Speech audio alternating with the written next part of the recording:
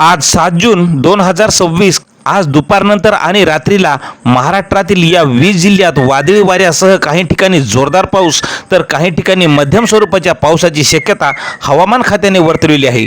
पाहूयात मित्रांनो याबद्दलची सविस्तर माहिती आपल्या हवामान आणि परिसर या चॅनलच्या माध्यमातून।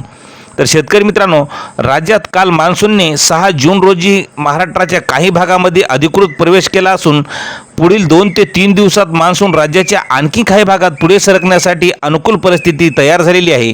तर आज 7 जून रोजी कोकण किनारपट्टीवर अनेक ठिकाणी मध्यम ते काही ठिकाणी जोरदार पावसाची शक्यता आहे। यामधील प्रामुख्याने सिंधुदुर्ग, रत्नागिरी, रायगड आणि पालघर या जिल्ह्यात काही ठिकाणी मुसळधार सरींची शक्यता नाकारता येत नाही। मान्सूनच्या सक्रियतेमुळे ढगाळ हवामान कायम राहण्याची शक्यता आहे। तर मध्य महाराष्ट्रातील पुणे, सातारा, कोल्हापूर, सांगली आणि नाशिक परिसरामध्ये मेघगर्जनेसह पावसाच्या सरी पडू शकतात।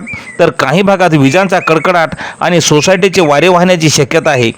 तसेच मराठवाडा आणि विदर्भातील काही ठिकाणी नागपूर, अमरावती, वर्धा, यवतमाळ, अकोला तसेच मराठवाड्यातील लातूर, बीड, नांदेड परिसरात दुपारनंतर किंवा सायंकाळी मेघगर्जनेसह हलका ते मध्यम पाऊस पडू शकतो अशी ठिकाणी हवामान खात्याने असा अंदाज वर्तवलेला आहे।